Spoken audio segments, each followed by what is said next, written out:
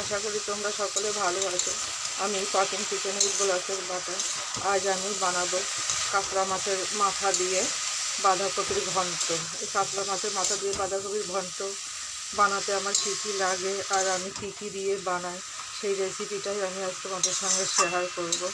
আর বন্ধুরা, তোমাদের যদি আজকের আমার রেসিপি পছন্দ হয়, ভালো লাগে, তাহলে আমার চ্যানেলে তোমরা লাইক শেয়ার কমেন্টও করো। আর নতুন বন্ধু যারা আছে তারা তাড়াতাড়ি আমার চ্যানেলটিকে সাবস্ক্রাইব করে দাও, আর সাবস্ক্রাইবের পাশে থাকা বেল আইকনটিও বাজিয়ে দাও, যাতে সবার আগে তোমরা আমার নতুন রেসিপিগুলো দেখতে পাও। চলো রেসিপিটা শুরু করি। আজকের রেসিপি মাছের মাথা দিয়ে বাঁধাকপির ঘন্ট। এই মাছের মাথা দিয়ে বাঁধাকপির ঘন্ট বানানোর জন্য প্রথমে আমার বাঁধাকপি লাগবে, তার জন্য এই বাঁধাকপিটা নিয়েছি। এই বাঁধাকপিটাকে আমি উপরের পাতাগুলোকে ছাড়িয়ে কেটে নেব। আমার উপরের পাতাগুলো ছাড়িয়ে নেওয়া হয়ে গেছে, এবার আমি কেটে নেব। প্রথমে আমি পিছন দিকটা কেটে বাদ দিয়ে দেবো, দিয়ে এটাকে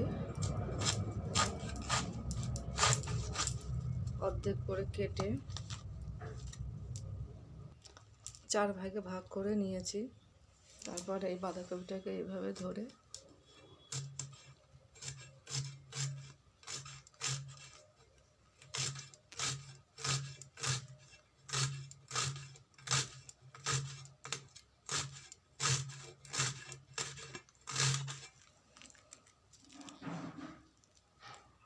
এরকম করে কেটে নেব। সবটাই আমি এইভাবে কেটে নেব। আমার সব বাঁধাকপিটাকে কুচিয়ে নেওয়া হয়ে গেছে। এবার এটাকে আমি ধুয়ে পরিষ্কার করে নেব। কুকার বসিয়ে দিয়ে তার মধ্যে অল্প জল দিয়ে তার মধ্যে আমি বাঁধাকপিগুলো দিয়ে সেদ্ধ করে নেব।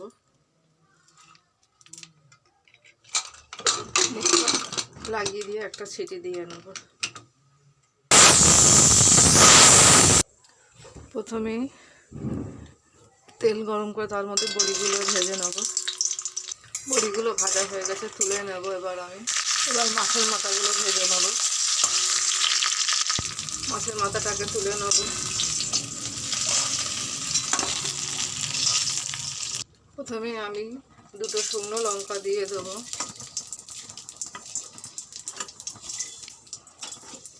তারপরে দিয়ে দেবো গোটা জিরে। তারপরে দিয়ে দেবো পেঁয়াজ কুচি, দিয়ে অল্প ভেজে নেব। পেঁয়াজটা কিছুটা ভাজা হয়েছে, এবার দিয়ে দেবো রসুন থেতো করা। তারপর দিয়ে দেবো টমেটো কুচি। এবার দিয়ে দেবো আদা, জিরে আর লঙ্কা বাটা দিয়ে কষে নেব। তারপর দিয়ে দেবো মটরশুঁটি। আমার মশলা দিয়ে তেল ছেড়ে এসেছে, এবার দিয়ে দেবো সেদ্ধ করে রাখা বাঁধাকপি। তারপরে দিয়ে দেবো মাছের মাথা। এর মধ্যে দিয়ে দেবো পরিমাণ মতো হলুদ গুঁড়ো, স্বাদ মতো লবণ দিয়ে ভালো করে কষে নেব। আর মাথাগুলোকে আমি একটু ভেঙে দেবো খুন্তি দিয়ে।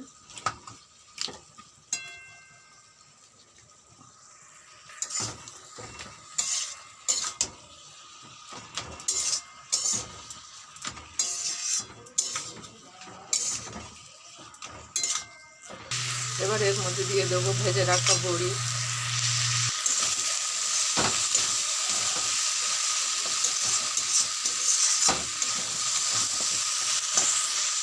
এবারে দিয়ে দেবো গরম মশলার গুঁড়ো, দিয়ে আবারও মিশিয়ে নেব।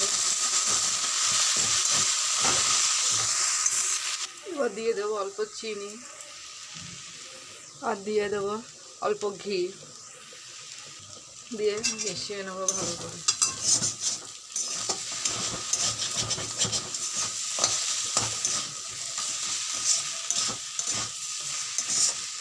আমার রেসিপিটা হয়ে এসেছে, এবার নামিয়ে নেব। আমি এরকম একটা পাত্রে সার্ভ করে দিয়েছি। আমার রেসিপি আজ এখানে